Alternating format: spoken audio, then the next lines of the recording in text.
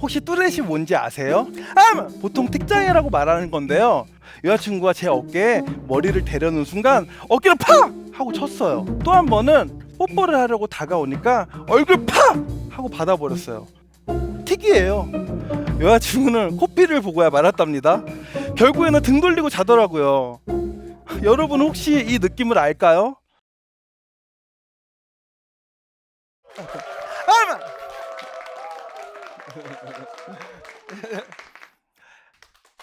안녕하세요. 저는 뚜렛이랑 같이 살고 있는 이건희입니다. 혹시 뚜렛이 뭔지 아세요? 보통 틱장애라고 말하는 건데요. 네, 이것처럼 갑자기 악 소리를 내거나 아니면 목을 꺾는 틱을 가지고 있어요, 저는. 지금 세바시를 하면서도 갑자기 틱이 나올 수도 있으니까요. 이해해 주셨으면 감사하겠습니다. 혹시 여러분 오징어 게임 보셨어요? 전 너무 재밌게 봤는데요. 거기서 무궁화꽃이 피었습니다라는 게임이 나오잖아요. 저는 그거 보면서 같이 보던 여자친구한테 이렇게 얘기했어요. 자기야, 내가 무궁화꽃이 피었습니다 게임에 나갔으면 제일 먼저 총에 맞아 죽었을 거야. 무궁화꽃이 피었습니다. 빵! 이렇게요. 오징어 게임 얘기가 나와서 말인데요. 저는 어렸을 때 실제로 이런 추억이 있어요. 뭐냐면 바로 숨바꼭질이에요.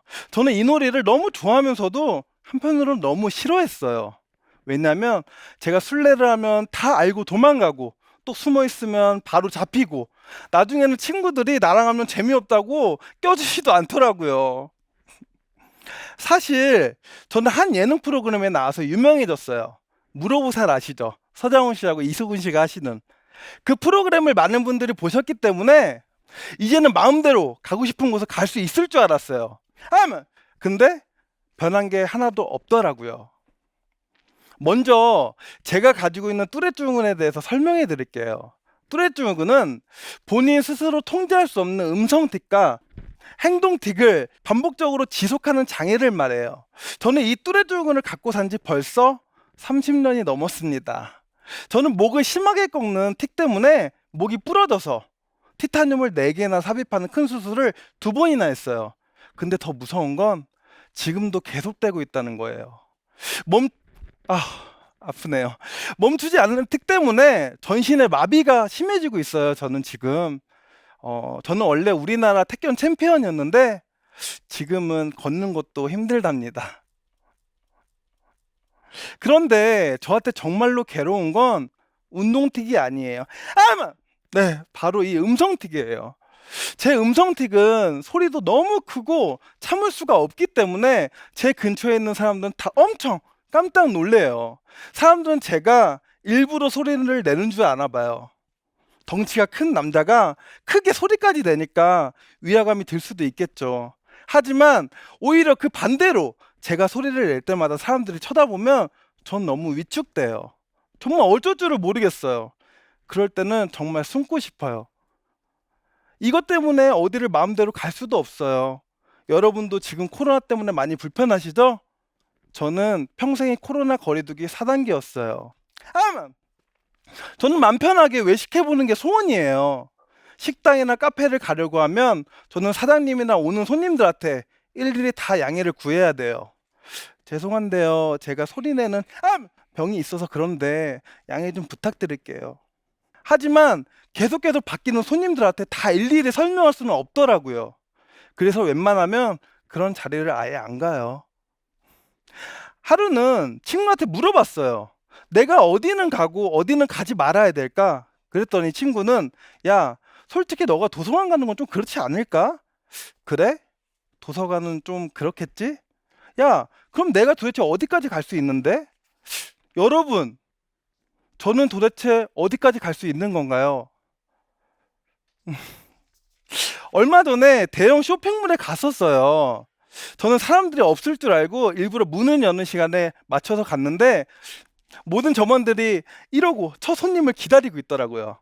저는 틱을 꾹 참고 에스컬레이터에 올라탔어요. 정말 틱이 미친 듯이 튀어나올 것만 같았어요.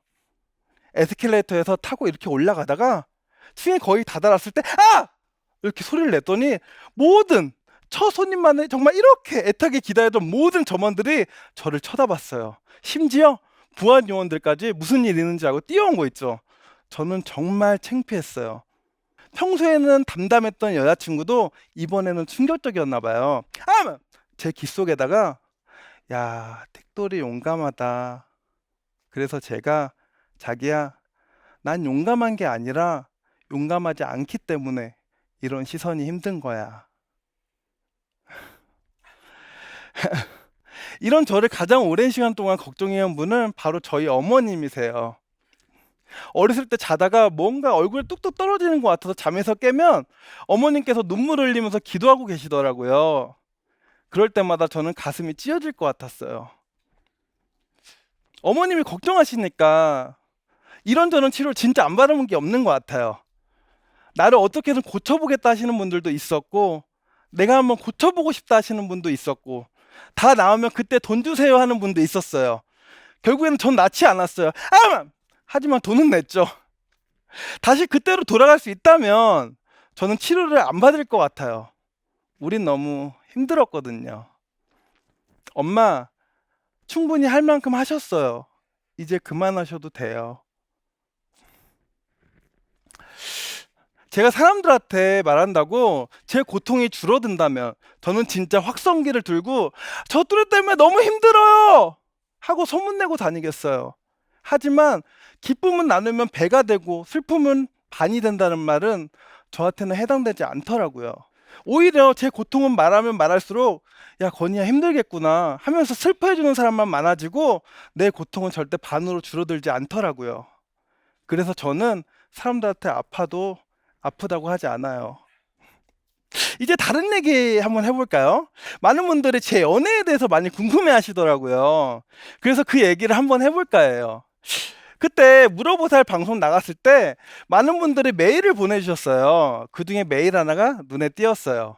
다들 후원에 대한 내용으로 저한테 연락을 줬었는데 이 사람은 저의 재활을 돕겠다고 메일을 보내왔어요. 이 정도의 도움은 받아도 되지 않을까 싶었어요. 왜? 제가 나중에 살아나면 되지 않을까라는 생각을 했었으니까요. 그렇게 만나게 돼서 운동도 하고 얘기도 하면서 그러다 보니 지금 이렇게 1년 반이라는 시간 동안 함께하고 있네요. 그때 그 메일을 열지 않았었더라면 한 번은 여자친구가 이런 일이 있었어요. 보통 연인들은 800일을 해주곤 하잖아요. 그래서 저도 800일을 해주려고 했는데 저한테 쉽지 않더라고요. 여자친구가 제 어깨에 머리를 대려는 순간 어깨를 팍! 하고 쳤어요. 특이해요. 또 한 번은 뽀뽀를 하려고 다가오니까 얼굴 팍! 하고 받아버렸어요. 여자친구는 코피를 보고야 말았답니다. 결국에는 등 돌리고 자더라고요. 여러분 혹시 이 느낌을 알까요? 그 이후로도 여자친구가 뽀뽀를 하려고 하는데 그때마다 저는 들어와 자신 있으면 들어와 이렇게 장난을 치곤 한답니다. 근데 이런 거 저런 거 다 떠나서 저는 당연히 병이기 때문에 이해해 줄 거라고 생각했어요. 하지만 아무리 병이라는 걸 알면서도 여자친구 입장에선 제가 막 이렇게 팍 치고 이러고 그러니까 서운했을 것 같아요. 근데 저도 너무 답답해요. 내 몸이 내 맘대로 안 되니까요. 이 병이 이런 거예요. 저희 커플은 1년 반을 만나면서 외식을 10번도 못 해봤어요. 외식? 저 너무 좋아해요. 하지만 제가 받는 차가운 시선들 여자친구에게까지 받게 하고 싶지는 않더라고요. 제가 용기를 내서 어렵게 나가도 손님이 없는 음식점만 찾다 결국 집으로 돌아오곤 한답니다. 남들은 쉽게 할 수 있는 건데 우리한테는 왜 이렇게 힘들까요? 솔직히 저는 남는 거 이제 포기했어요. 왜냐면 너무 지쳤거든요. 그렇지만 저도 살아야 되잖아요. 그래서 장애인이 되려고요. 지하철을 공짜로 탈 수 있는 거? 저 어차피 지하철 못 타요. 차 싸게 살 수 있는 거? 저 어차피 이렇게 하는 행동틱 때문에 운전 못 해요. 근데 제가 37년을 비장애인으로 살아왔는데 왜 이제 와서 장애인이 되고 싶어 한다고 생각하세요? 저는 지금 장애인이 아니라서 뚜레쥬군 때문에 느끼는 불편함을 어디에도 호소할 수가 없어요. 제가 장애인이 되려는 이유는 사회의 구성원으로서 당당하게 목소리를 내기 위함입니다. 그게 다예요. 하지만 올해 4월부터 뚜레쥬군도 장애 등록이 가능해졌는데 저는 2번이나 결정보류 통보를 받고 현재 행정심판 소송 중에 있어요. 제가 장애 등록이 이렇게 힘든 이유는 뚜렛 증후군이 많이 알려지지 않았기 때문이에요. 안타깝게도 저는 뚜렛에 대한 정보가 없는 이 시대에 뚜렛 증후군을 갖고 살아가고 있습니다. 아마 제가 겪는 뚜렛 증후군은 장애인, 비장애인 그 어디에도 해당될 수 없다고 생각해요. 마치 또 하나의 다른 제3의 존재 같아요. 저는 이런 적이 있었어요. 제가 마비 때문에 재활 운동을 하려고 집 근처 헬스장을 알아봤어요. 근데 혹시나 사람들에게 불편함을 주게 되는 건 아닐까 걱정이 돼서 헬스장에 전화를 했어요. 보통 헬스장에 등록할 때 사람들이 생각하지 않는 부분이잖아요. 가격은 얼마지? 아니면 나 이번 달에 몇 달 등록하지? 이런 것만 고민하니까. 아무튼 제 증상을 설명드렸더니 다니지 말라고 하지는 않았지만 컴플레인이 들어올 경우에 조치를 취할 수밖에 없다고 하더라고요. 그 말을 들으니까 더 못 가겠더라고요. 일반 헬스장에 못 가니까 집 근처 장애인과 비장애인이 모두 이용할 수 있는 장애인 재활 스포츠 센터에 찾아갔어요. 혹시나 나를 이해해주지 않을까 싶어서요. 하지만 다른 장애인분들이 놀랄 수 있어서 이용이 안 된다고 하더라고요. 그럼 저는 어디로 가야 하나요? 저는 정말 화가 났어요. 담당자의 그 말에 화가 난 게 아니고 담당자의 그 말에 충분히 이해가 갔기 때문에 화가 났어요. 비장애인도 운동하다가 사고가 날 수 있는데 몸이 불편한 분들이 제 틱 소리에 놀라면 진짜 위험한 사고로 이어질 수도 있잖아요. 이런 일들이 계속되니까 집 밖으로 더 못 나가겠더라고요. 저 어떻게 해야 하죠? 어린 시절로 돌아가 보면 저는 정말 하루하루 죽고 싶었어요. 그래서 나쁜 마음 갖고 옥상에 올라간 적도 있어요. 하지만 저의 잘못된 판단으로 슬퍼할 어머님 얼굴이 계속 눈앞에 아른거려가지고 실행에 옮기지는 못했어요. 그때마다 어쩌면 나와 같은 증상을 가지고 있는 좀 더 많은 인생을 산 어른이 있지 않을까? 그런 어른이 있다면 저는 묻고 싶었어요. 이럴 때 어떻게 해야 해요? 저럴 때 어떻게 해야 해요? 그럼 해답까지는 아니더라도 노하우 정도는 알려주지 않을까 해서요. 하지만 제 곁에는 그런 어른은 물론 같은 증상을 가진 친구도 없었습니다. 그래서 저는 물어볼 사람도 없이 제가 직접 모든 걸 다 경험해야만 했어요.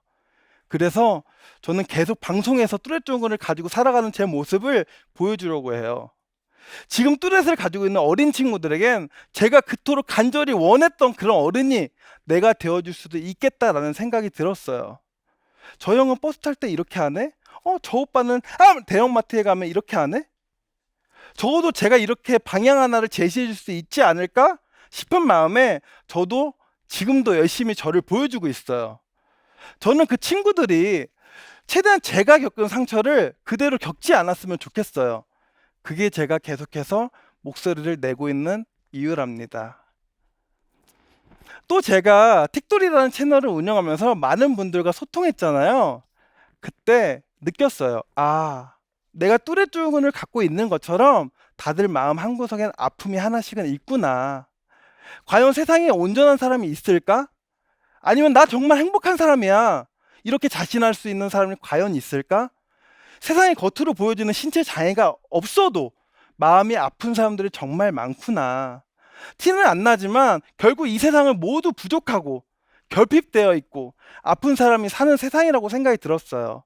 그래서 서로 이해하고 부족함을 채워주면서 똘똘 뭉쳐서 살아야 한다는 것도 깨달았어요. 또 한 가지, 제가 이렇게 남들과 만나는 거 피해서 잘 몰랐는데요. 새롭게 알게 된 재능이 있어요. 유머나 연기력이 뛰어나다고 하더라고요. 저 이건희는 뚜렛이라는 장애가 있지만 여러분과 똑같은 감정을 가진 사람, 덩치는 커도 여린 마음을 가진 사람이구나. 이런 걸 5천만 국민이 다 알게 된다면 제가 도전하지 못할 곳이나 가지 못할 곳 또는 만나지 못할 사람 그리고 서지 못할 무대는 없을 거예요.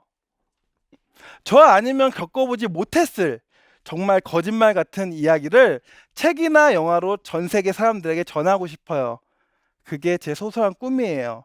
오늘 이 세바시 무대가 앞으로의 제 모든 도전의 중요한 시작점이라고 생각합니다. 우리의 매일매일은 정말 소중하잖아요. 그냥 흘려보내기엔 너무 아깝고 소중한 인생이에요. 제가 뚜렛을 갖고 행복하게 살 수 있다면 그 누구도 숨지 않고 세상 밖으로 한 발 더 나올 수 있을 것 같아요. 마지막으로 제 이야기에 함께 울고 웃어준 여러분 감사합니다. 상처가 있거나 장애가 있어도 있는 그대로 봐주는 그런 세상, 존재만으로 기쁨이 되는 그런 세상을 함께 꿈꿔봤으면 좋겠어요. 모두가 행복했으면 좋겠습니다. 감사합니다. 틱돌이 이건이었습니다. 아이고. 아이고.